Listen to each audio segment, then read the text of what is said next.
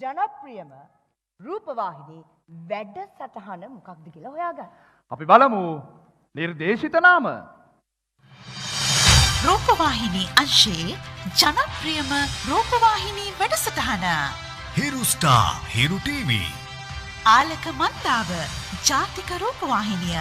අටපට්ටම ස්වාධීන රූපවාහිනිය. චැට්ටන් මියුසික් ස්වාධීන රූපවාහිනිය. ඉතින් කොහොමද සුප්‍රීම් ටීවී.